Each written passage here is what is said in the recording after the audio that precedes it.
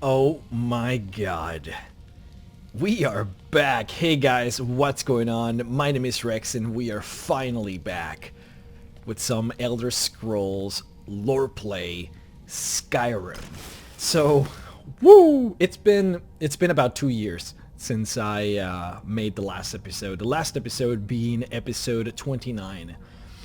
And throughout these 2 years, I am pretty sure that out of everything that I have ever done during my tenure here on YouTube, I have never been asked to do to like repeat something or to go back to something as much as lore play. So for those of you who are new, which I would imagine there would probably be a lot of new people here because it's been 2 years. So lore play is this Let's Play series where it's like an amalgamation between a Let's Play and my lore videos. I basically just go through the game, talking about the lore, talking about the history of some of the characters, trying to find all the secrets, and just talking about the environment, basically just doing just a lore video in the form of a Let's Play. And you guys seemingly loved this series a lot. We ended up doing about 29 episodes where we went through some parts of the game, and I ended up just sort of, I don't know, just scrapping it, never came back to it. Let's Plays are typically not my thing.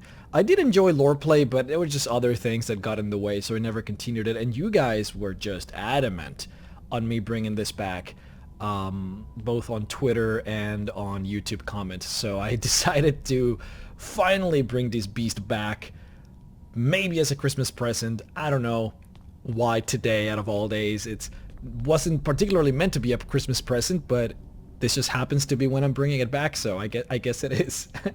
So what we should do first, before we do anything else, is just kind of recap what have we done, because I'm actually continuing where the character left off. Now, the last character, Captain Dread, which, I mean, we're using the same character, basically the same name, and it's also Redguard, but when we played before, we were actually playing on the original Skyrim game on Steam. Now we're using the special edition, which came out, I'm pretty sure it was like 2 months before we actually finished the Let's Play. So for the entirety of the last 29 episodes, we were using the normal Skyrim version of the game. Now we're using the special edition version of the game, so I had to start a new character and just redo the whole thing in order to get to here, where we currently are.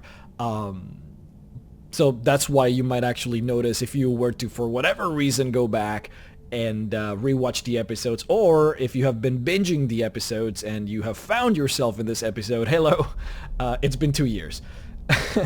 Then know that, yeah, that's why there will be some discrepancies between this character and the character that you might have seen on the past episode. So, for those of you who are new, for those of you who haven't watched the episode in a very long time, where are we? So, we are currently in the middle of Peryite, or Perytes. I'm not sure how you would go and pronounce the Daedric Prince. I pronounce it Peryite. I know that everyone has different pronunciations, and I know that I'm terrible at pronunciations. But we're basically in the middle of his quest, trying to destroy all of the afflicted inside of Bitharm's, the dwemer dungeon, so he can give us the artifact Spellbreaker. But what have we done in the past? We've basically done the main quest up until the point where the Greybeards give you Fusroda.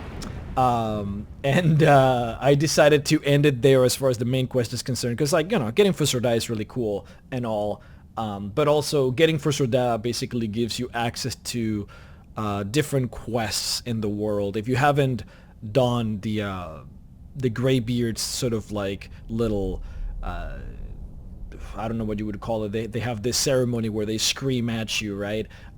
If you haven't done that, then some quests will actually be locked out for you to not be able to do them.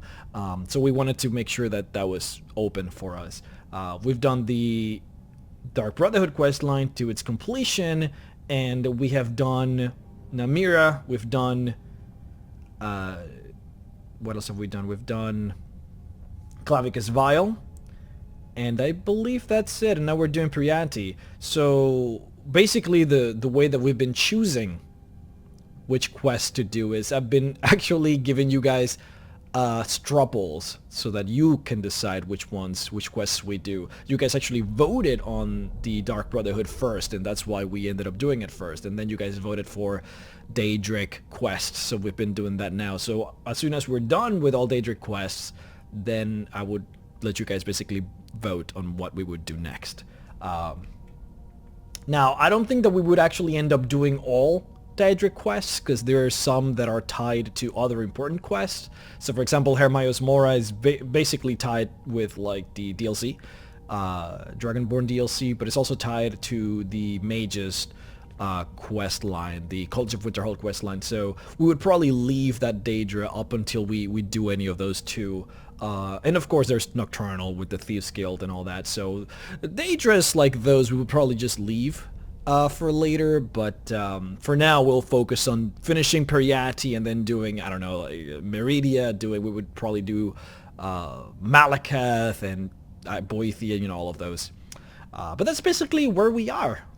Our character, Captain Dread, is a dual-wielding / conjuration master. I believe we were level 22 on the last episode. We are currently level 19, is sort of where I ended up by the time I made it here. Our one-handed is looking pretty sweet because we're doing dual wielding. We're kind of focusing on dual flurry, and then we're using conjuration to summon bound weapons, which are some of the more powerful weapons at the beginning of the game. Bound weapons do a lot of damage because I believe they add both the modifiers from one-handed, this modifier over here, but they also include the modifiers from Mystic Binding. Bound weapons do more damage, so overall they are pretty deadly, and we've been using them throughout the run. But every once in a while we'll be switching over to you know, whatever one-handed weapons we find throughout our campaign here, just so that we can, you know, vary it a little bit. We're also using Brace Zombies and whatever summoning spells we have at the time. At least that's how we used to play it back in the original LorePlay, and we'll be keeping with this same concept for this character. But other than that, I mean, there really isn't much to talk about other than just show you what we have in store here. We were actually pretty lucky to get the Ebony armor. Just sort of found it on a chest. I don't think we're kind of like, we should be getting dwemer armor basically at this level, and I was pretty happy to get the Ebony, but we're going to be using the Mask of Clavicus. We have Namira's ring actually, but I don't want to use it because every time you loot a person with the ring of Namira, it asks you if you want to feed on the body, and I don't want to be asked that every single time I loot a body, so we're not actually using it. Instead, we're using the Nightweaver's Band, which we get for doing the Dark Brotherhood quest line. And then just a couple of heavy armor, you know, pieces, just kind of select pieces here and there with the Shrouded Boots, because whenever I want to actually stealth, I like using that. But other than that, I mean, that's basically it. Using the Amulet of Dibella, mostly because it works pretty well with the Mask of Clavicus Vial. Together they give me a total of 25 speechcraft, which you can see has given me a grand total of 55 speech, which is quite nice. I'm trying to work my way to merchants so that I can sell any type of item to any kind of merchant, which is very useful. It's one of my favorite things to get, though it might be a little while before we actually can get that. In any case, I just needed to give you guys that long but very well needed just summary, I suppose, of who we are and what we're doing, so that we can finally get behind this playthrough, because it would be kind of ridiculous if I just like went back into this lore play without any context whatsoever. But alas, welcome if you're new, and hey, nice to see you again if you have been waiting for this for a long time. In any case, last we left off, we were doing the mission from Peryite, and we're basically stuck in the middle of the dungeon. We were in the process of completing it. This is actually considered one of, if not the biggest dwemer dungeon in all of Skyrim, so Uh, we have already done a fair bit, but we ended up being forced to finish basically midway through it because the video was already going in too long. But here we are. Now our job is to cleave through some of these afflicted in order to get to Orkendor, which is the leader of these afflicted. He has betrayed Peryite, and as such he deserves to be killed. And if we do that for Peryite, he's going to give us his Daedric artifact called Spellbreaker, which we're going to be talking about shortly. Now this place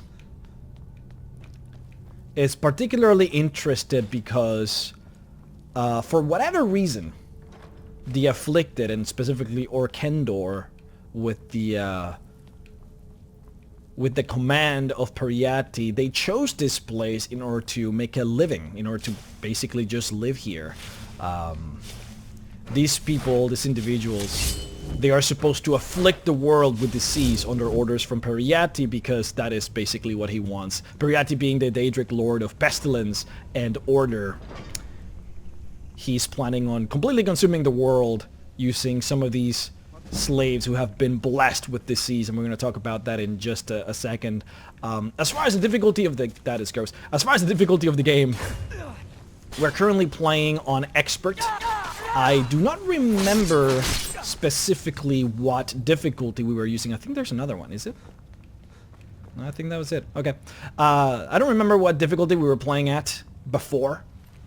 But since I'm kind of just getting back into the groove of things, I don't want to overwhelm myself too much. I don't want to try hard too much. I want to just sort of play and have the ability to talk to you guys. We're going to be playing on Expert just so that I can kind of just go through the content in a way easier fashion. But it's interesting that the Afflicted are actually not bad people. Allegedly, they have been, you know, in quotes, blessed by Peryite and given this disease that they carry, and you can see that disease is this ability to just spew that acid vial on other people so that they can then be afflicted.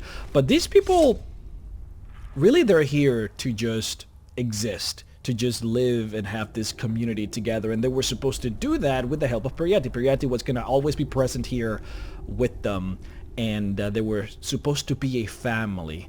So for the most part, I don't know how much blame you would necessarily put on these people. It was Orkendor, however, that betrayed the afflicted, and he sort of cut the ability from Peryite to connect with these people. You will see that these people, the afflicted, actually have like shrines, and they are still venerating Peryite for all intents and purposes. Like, they're there, and actually if you stealth throughout this dungeon, you can actually hear these people talk to Peryite and ask for his wisdom, but they're not receiving his wisdom. They actually cannot speak to Peryite, and that's because Orkendor has blocked that communication from them, but they don't know that.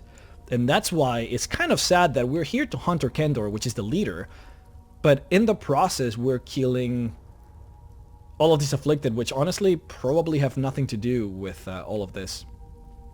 The reason I'm standing here, though, is because I wanted to talk a little bit about this. You know, there's a lot of art just scattered around all of these Dwemer ruins. You can see there what I'm pointing at. It's like the art that they use in here is super bizarre because it seems mostly abstract. There's another one here. Like, just at first glance, it kind of looks like it makes no sense, but when you really look at it, it almost looks like a person. You can see the hands, you can see the legs. It's like a little smiley face on the body and then a head.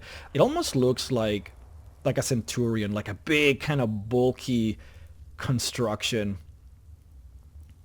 I don't know, it kind of looks like it has a shape. And this one sort of looks like Hermaios Mora, right? Like a sort of like a beholder, like a circular floating orb with tentacles going everywhere. And it's kind of interesting because I'm going to tell you guys the story a little bit on some of the Dwemer, specifically the Dwemer that have to do with the Spellbreaker shield. But the Dwemer are not particularly known to venerate Daedra. They make deals with the Daedra, probably like any other civilization does, but they do not venerate Daedra. In fact, they hate the idea of venerating anything. They are, for all intents and purposes, full atheists, and they are really proud of that, by the way. So the fact that this sort of looks like Hermaeus Mora would be weird, probably signifies that it's not Hermaeus Mora, but I don't know what else it could be. Looks like a bacteria or something, but there's no way that they would have, like, they would understand, like, microorganisms. I don't know. It's kind of bizarre. It's interesting because Hermaeus Mora, of course, being the Daedric Lord of, like, you know, like, hidden lore, ancient lore, all that stuff, and it would make sense for the Dwemer to find lore with the help of Hermaeus Mora, or at least make trades with Hermaeus Mora, right? They might give the Daedric Lord information on certain technologies, and then the prince would give them some other technologies. It's hard to tell, but you can see that this iconography is actually everywhere. Even in here, you can, like, see the circles. I don't know what that means, like tentacles and stuff. It's kind of weird. I noticed also that, like, in the beds, I think there's a... It's like a table. No, it's a bed, yeah. And then directly above the bed is just the same icon. So it's really everywhere. Not sure what it means. It's like specifically that one too, which you can see all across this place. Now, we have already talked about the Dwemer in general, specifically also the all the animunculi, the robots. So it's hard for me to tell because it's been so long since I did these episodes that it's hard for me to tell what we've actually talked about. So there will probably be a lot of repetition. So forgive me for that. There's really not much that I can do about that other than, like, going back and rewatching every single episode, which I'm not gonna do. So see, this is an example of what I was talking about before. This little substance is I'm not sure exactly what it is, but you can find it everywhere in this dungeon. It is actually this same vat. It's the same one that you use to communicate with Peryite, like at the beginning of the quest line when you go to his shrine and you talk to him, you have to sort of sniff this unguent or whatever it is, this liquid, and it makes you see Peryite, makes you be able to communicate with the Daedric Prince. So I'm assuming that this is the same thing, a collection of the ingredients that you needed in order to create that liquid, which I believe was like a death bell. It was a flawless ruby, a death bell, vampire dust, and something else. And you combine those ingredients together with the help of probably some kind of ritual, and you create that liquid, and then with that liquid you can actually communicate with Peryite. And you can see that these people have been creating the liquid, so it is very likely that they have been trying to communicate with the Daedric Prince, but they just haven't been able to. Peryite himself says that he just doesn't have much influence anymore in here. And again, if you sneak past these areas, you can actually hear the Afflicted talk about how they're trying to communicate with the Lord, but they just can't, which is kind of sad. Actually got the backstab, that's pretty nice. It's funny that you can actually revive these people. I don't have the, I think I need Raise Thrall or whatever, the next upgrade to Raise Zombie to be able to do that, because these guys are too high level for me. Oh, actually this one is not. That's cool. Some of them are too high level for me. It's cool because I believe they still use the throw up ability. Are you okay, dude? They still use the vomit ability, which is kind of fun if you raise them from the dead. Look at this place though. I think this place, specifically here, this used to be where the nobles used to live, I think. That's because further in, there is like a coliseum. And in that coliseum, I guess I'll show you guys later. But in any case, what I really want to talk about is Spellbreaker, the Daedric artifact that you get when you complete this mission, because it is kind of a big deal in terms of the story between the Daedrus, in terms of the dwemer, and as far as why would Peryite be giving it to you, which is interesting. It's actually kind of a big question. I want to see if she actually vomits. Oh, it's got wrecked. But yeah, the big question is, why would Peryite give you Spellbreaker, right? Spellbreaker is very well known. I mean, everyone knows that the weapon, the shield, was actually made by the dwemer, and it was used by the dwemer, who are a series of people that do not venerate, and they try and stay away from Daedric lords as possible. It's kind of nice to do that. But yeah, you can tell here that this is where the lords, probably nobles, used to sit down, and they would probably watch people get killed. I don't know if this is like a coliseum of sorts or some kind of throne, because you can tell here that people would sort of come over. They would go up the staircase, and then they would address the assembly or something. Like, that's where probably either the lords or the kings of this city would sit, and then you would have like other nobles or I don't know, whoever else. And then the person here would try and supplicate to the Lord about their problems. Or this could just very well just be like some kind of coliseum, right? You would have people kind of sitting down and just watching people kill each other here. It's just interesting that the actual, whoever would sit here would have access to the lever that could kill anyone in there automatically. But that's why I was saying that I thought that the people who lived back there were probably the nobles, because I mean, all these people would probably just come from here, and then the commoners, or the fighters, would come from over there, which is where we're going to be going into. It's kind of interesting. But yeah, I wanted to wait until I got the shield before I sort of talked about the story of the shield, Spellbreaker. The problem is that this dungeon is pretty long, and it actually gives us something to talk about, which I think is really cool. So we might as well just do that. Look at this place, man. It's so nice. Another one of those murals. But for me to talk about the story of Spellbreaker, yeah, it's kind of nice. I would have to basically go all the way back to Aldmeris, but it's going to be worth it, guys, I promise. So, back in the day,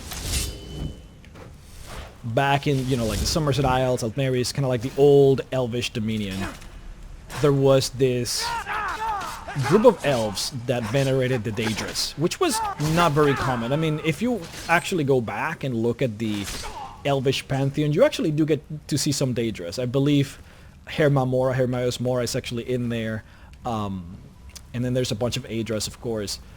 So it's not like crazy, but there was a group of elves that thought that it was better to only venerate Daedrus, because they were the ones that actually had all the power. You know, like if you sit here and you start praying to Akatosh, I mean, what is he going to really do for you in terms of your day-to-day? Like, not much. He just doesn't show up ever. However, you venerate Clavicus Vile or Boethia or Asura, and these people will actually respond to you. Not just respond to you, but they will come across as incredibly powerful. I mean, Daedras love to be venerated. That's like the one thing that almost all of them completely share. Let me go ahead and quick save, just in case. They want to be venerated, and when they get asked something, they respond. And that's kind of huge in a fantasy world, to have actually gods that listen to your problems. And a lot of elves were actually coming to real... That takes care of that. Okay, that's my fault. I just fell for the trap. I quick saved, so that's good. A lot of elves were actually coming to realize that Daedrus were listening to them, whereas Aedras were not. And so this group of elves wanted to... And so this group of elves wanted to move away from Aldmeris because they were being ostracized. The elves didn't like the fact that these guys were venerating Daedrus. And so they decided to move. And there was this whole prophet named Veloth that wanted to take them away and all this stuff. But it really wasn't that simple. the elves didn't want to venerate Daedrus for the most part, but they also didn't want to let this group of elves leave. And this was the reasoning that Trinimac, which was he was the champion of the elves, he didn't want these elves to leave Aldmeris, and so he challenged them. But then that's when Boethia basically came out and devoured Trinimac and created Malakath out of its body. Which is interesting because Boethia is the Daedric lord of betrayal, of secession, you know, of like basically the whole concept of leaving your country to form another. Like Boethia just kind of symbolizes that a lot, which I thought was interesting, and she helped the elves basically just survive against Trinimac and his armies in order to escape and leave to Morrowind, and that was the creation of Malakath, which was interesting. And ironically, even though Trinimac wanted to stop this group of elves from leaving, and he ended up getting turned into Malakath, he and his own people ended up leaving as well Aldmeris to become the nomadic tribe that, of course, we know as the Oryx, which I thought was ironic and really funny. But this group of elves, I'm going somewhere with this, guys, trust me. Eventually this will lead into the Spellbreaker Shield, but it's kind of important. This group of elves were they were called the Chimmer, or the Kimmer. I'm not sure how to pronounce it. I'm gonna say Kimmer. The Kimmer, they went all the way to Morrowind and settled in Morrowind, and that's where they found the group of elves that we know as the Dwemer. They saw that this group of elves were incredibly powerful, very just technologically advanced, but they were atheists. They hated the idea of venerating gods, and that was the main factor which caused so many problems between the Kimmer and the dwarves. Was that the Kimmer were resolute in venerating the Daedrus, and the Dwemer resented that. The Dwemer saw themselves as superior to the gods, superior to the Daedrus. In fact, there are actually a lot of books here in the game, in Skyrim, that deal with the Dwemer tricking the Daedrus. Like a lot of stories that are all about that, basically. Them sort of using magical tricks or any form of guile to show the world that Daedrus were not omniscient, that they didn't know everything. And of course that pissed off a lot of Daedrus. But the problem that these two communities had, the Kimmer and the Dwemer, was that they had a common enemy, the Nords. The Nords were constantly trying to invade Morrowind, which was a threat to both civilizations, so they decided to band together. The Dwemer and the Kimmer decided to band together against the Nords. But much like there was a group of elves that didn't appreciate the Kimmer leaving Aldmeris, there was also a group of Dwemer that didn't like that the Dwemer were making alliances now with the Kimmer. And that was the Rorken clan, the clan that was the that were the owner of both Volendrung and the Spellbreaker Shield, both artifacts that you can actually find here in Skyrim. Did you hear something? You did hear something. See, it looks like they're eating. Doesn't it look like they were eating the that gross green slime? That's the weird thing, because like when you put that green slime on the vats, you use that to pray to Peryite, but when you do this, it almost looks like they were eating it or something. Maybe they were just smelling it, I don't know. Or maybe they just vomited. It's weird. I don't know, they were just kind of sitting there. I should have stealthed it in to see exactly what they were doing. It's just kind of gross, but interesting. Look at this place though. This is kind of nice, and the plants too are kind of weird, just like fungi growing everywhere, which makes sense. It's like a little waterfall opening that drops into this circular kind of walking space. It's just so nice, man. I like this place. So dope. But in any case, so the Rurikn clan decided to leave Morrowind. They decided to leave their brethren, their Dwemer brethren, in order to form their own civilization where they could be fully atheist, so that they could not ally themselves with, you know, diabolical Daedric worshippers. And these people decided to basically move through Skyrim and through Cyrodiil and found their city, their capital city, Volenfell, in Hammerfell. And the way that they decided to do that was they threw their magical weapon, Volendrung, all the way into the sky. And they basically said, wherever Volendrung lands, that's where we're going to settle. And it ended up landing in Hammerfell, and that's why the name Hammerfell is called Hammerfell. Though back in the day, it was called Vollingfell, which was the dwemer language version of Hammerfell. Look at this. This is so nice. Dude, I would totally live here, for sure. This might be a little bit tricky.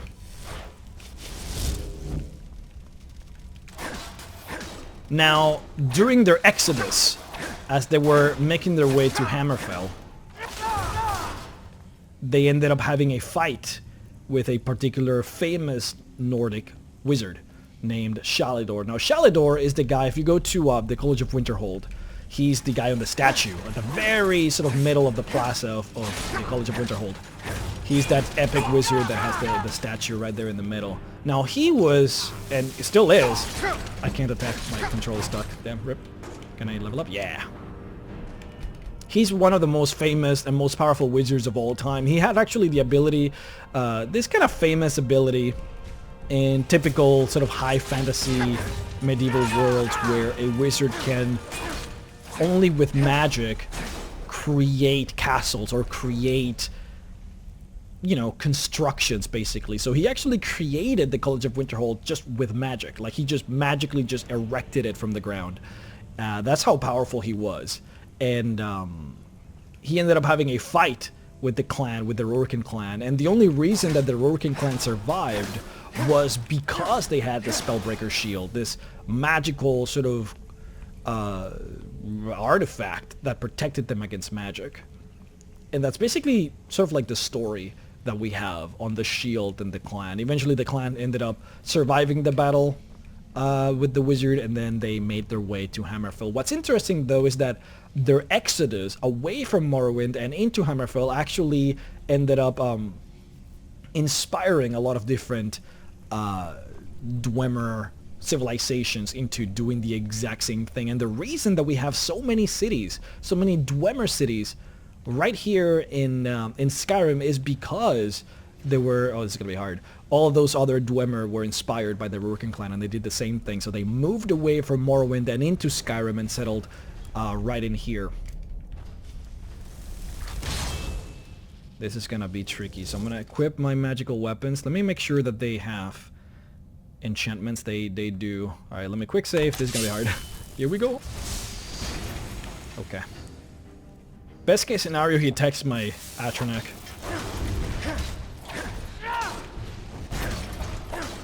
Just gonna keep on like going around the guy. Hopefully he focuses on the Atronach, or at least distracts him. He's actually not hitting me, which is fantastic. There we go. Ooh, right on the crotch. It's everyone's weak point, dude. Alright, fantastic. Guess I can grab this. Flawless Amethyst, fantastic. Nice. Okay. But that's basically it. That's why I'm honestly really hyped about the idea of Elder Scrolls 6 possibly being located in Hammerfell, because I think that has to be the best option, honestly. Like, I mean, think about it. Having Hammerfell, the deserts, having like pyramids or sphinxes, having like mummies and underground sand dungeons, that has to be the best option. That or elsewhere has to be, I don't mean the location elsewhere, not elsewhere. You know what I mean? That has to be the best option.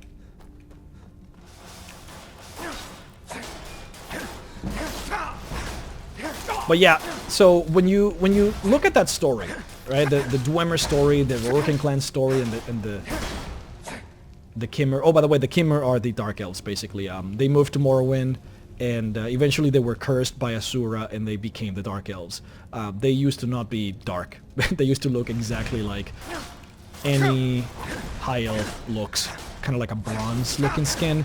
But then they were cursed by Asura, which is another story that I may talk about at some other point. But that turned them into the Dark Elves. That is the type of elf that you see today in Morrowind. But now that you have that story, and this is where we're gonna battle the boss, doesn't it make you curious? Wait, this is not the boss? I might be mistaken. Doesn't it make you curious why would Peryite actually have the Spellbreaker shield? Isn't it kind of weird? Alright, this battle is actually pretty difficult because he teleports around and he's a particularly powerful spellcaster in his own right, but the fact that it's very difficult to hit him makes him just the worst. Just the worst. So I'm gonna be a little quiet, so I just kind of focus on this. Never should have come here. Look at this guy, dude. Nice. What you want to do is stun him like that, like I just did. At least gives you a solid chance of hitting him for more damage. Sometimes he also teleports all the way up into the bleachers, which means that I have to basically just walk for like 2 minutes just to get to him, which can be painful and problematic, like he just did there. He also heals. You can tell that he's been healing himself, which just makes it so much worse. Okay, let me heal now. He also, because he uses frost magic, he just takes off your stamina, which prevents me from doing my power attacks. He just keeps healing, though. I will get you. Please stop healing, please. Because he's casting that alteration magic on himself, I can't really like Fusro-da him, which also makes it harder. He's like the perfect wizard to fight me.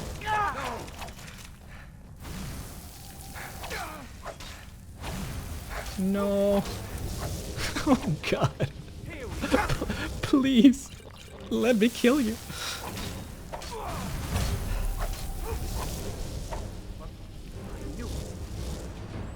Let me... What I want to do, I want to save my stamina so that I can... Do I have stamina potions? I do. Plentiful. Because I want to stun him. Stop healing yourself. No. This is the worst. This is just the worst.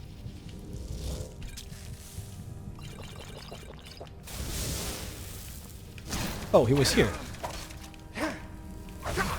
Got him! Oh god, what? Oh, I got him, I got him, I got him. Oh my god, he's just the worst. It's interesting that by looting him, you kind of get a little glimpse as to why he might have, I guess, betrayed Peryite, which is the book Reality and Other Falsehoods. This is a book that he always carries. This is not random at all. Now, the book is interesting because it talks specifically about how to alter reality, and it says that reality is only a figment of what the gods want you to see, and that it can be changed by basically forcing the gods to change it using your magic. So it's like an anti-god, I guess, kind of book, if you look at it from those lenses. It is also possible that he was simply using alteration magic to block the ability from Peryite to communicate with the afflicted, which might have been the reason why he was studying alteration magic. But regardless of the case, it's just kind of interesting that he has the book. Now, I think the last thing that I would want to talk about Peryite and the dwemer is maybe something to do with that connection, I guess. There really isn't much to talk about when it comes to why would Peryite have the Spellbreaker shield.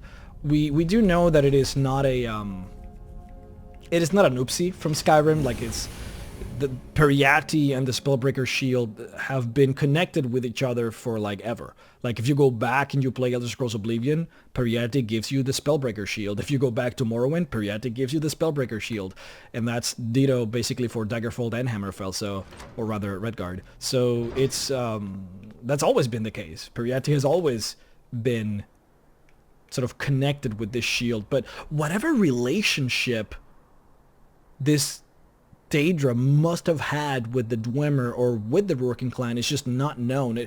It's to be fair, it is possible that Peryite simply took the shield once the Dwemer disappeared.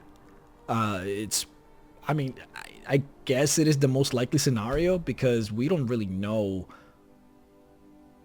why, which is weird.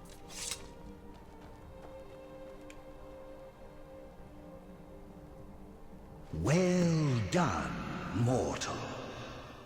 All things are in their order, and Orchendor roams the pits.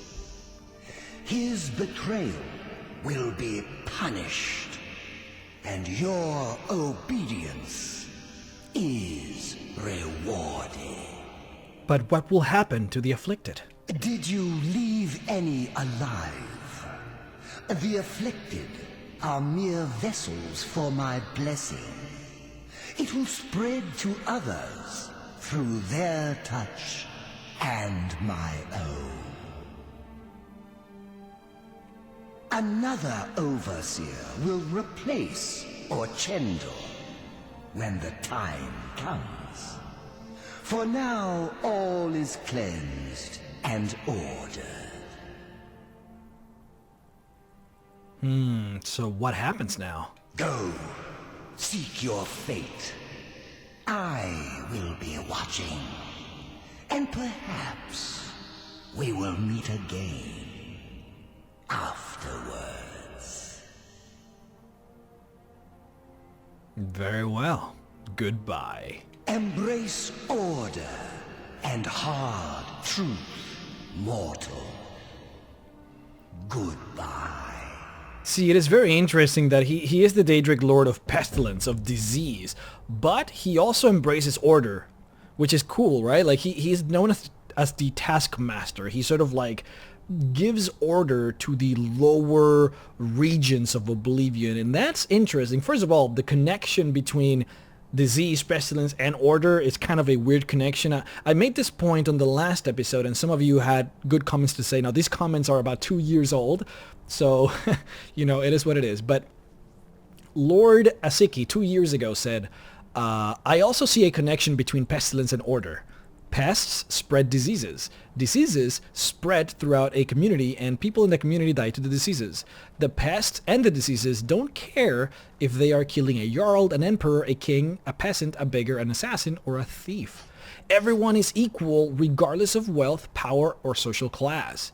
That is the order that Peryite upholds, which I think is a really good point. It's like, when everyone is equal, like that's an order, right? It's the order of Oblivion, which is an interestingly different order than Gigalag professes, which is an order that is more meant to restrict. It's meant to be so tight that it makes no sense, whereas the order that Peryite upholds is more of an order that nature appreciates, right? When you look at the idea that, like, the lion eats the zebra, and then the zebra eats the plants, like, there's this natural order. You look at that natural order, and then you combine the bacteria, and you combine the virus, which is something that is not typically attributed to the natural order, but it is part of nature. It is part of the order, right? And this Daedric Lord basically, like, puts the bacteria out there so that it becomes part of this order.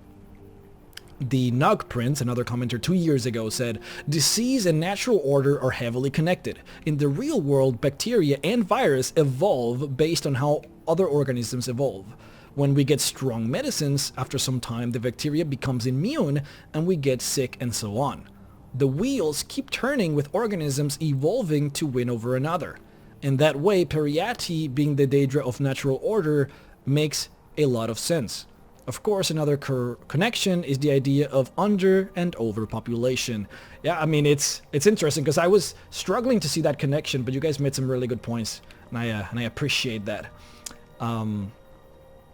It's interesting because being the Lord of Order, like, we know that Gigalag was the Daedric Lord of Order, and we know that in typical fantasy worlds, a god, or a Daedric prince in this case, having a portfolio, it's actually pretty important. See, this is not something that gets shown in Skyrim or Oblivion really at all. The idea of why is a Daedra so focused on one particular you know, portfolio. Like, why is a Daedra, oh, I'm the Daedra of chaos, oh, I'm the Daedra of order, I'm the Daedra of death, I'm the Daedra of treachery, I'm the Daedra of war. Like, why is that even the case?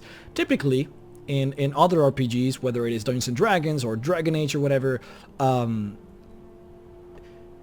when you the more servants that a god has, the more power that god obtains. So in this sense, like, the more war there is, the more powerful the god of war becomes, because he has more supplicants, right? So every single night that you pray to a god for something, that god becomes stronger. So if you're always praying for if you're always praying for disease, then and if there's a lot of people that are praying for disease, then the god of disease becomes stronger. That's why typically gods of death or the gods of love, like, these tend to be very prominent, very powerful gods, because they tend to have a lot of supplicants. And that's why a god would be particularly interested in defending his supplicants, because the less supplicants that a god has, the weaker that god becomes. And that's typically in this fantasy world where a god dies, when that god doesn't have any supplicants. So attacking a church, you know, a church of whichever of Kinnereth, that would be particularly hurtful to Kinnereth, and that's why Kinnereth would be more than willing to defend that church, if that makes any sense. Now, that's actually also the case in Elder Scrolls. At least, it's not something that, again, we are told here in Skyrim, but if you play ESO, Elder Scrolls Online, there are books in ESO that basically tell you that this might actually be the case, which is interesting, and it gives you like a little bit of an idea of why this is. So why am I even talking about this? I'm talking about this because we had a Daedric Lord of Order that was Gigalag, but Gigalag no longer exists. So who takes the Mantle of Order? Well, seems pretty clear that, I mean, Peryite might have actually taken it, because somebody has to have it, right? When somebody is like wishing for order, some god has to get that. Some god has to become stronger by it. It's not always the case, but that's typically how these fantasy worlds go. It might actually be the case for Elder Scrolls as well. But yeah, that was the that was this episode of LorePlay. I hope that it was enjoyable to you. It's I'm trying to get back into this groove, so I'm sorry if it was a little bit detached. I'm a little nervous too, because it's doing commentaries, like doing content live. It's a little bit nerve-wracking, but I hope that it was at least enjoyable. Even after that enormous rambling at the beginning of the video, trying to kind of get you guys back with the context of what we had already accomplished. But on the next episode, we're probably going to do Meridia, because we're in the process of doing all of these Daedric lords. So yeah, look out for that one. We should be uploading that one on Wednesday, so 2 days from now. And yeah, hope to see you all then. Bye-bye.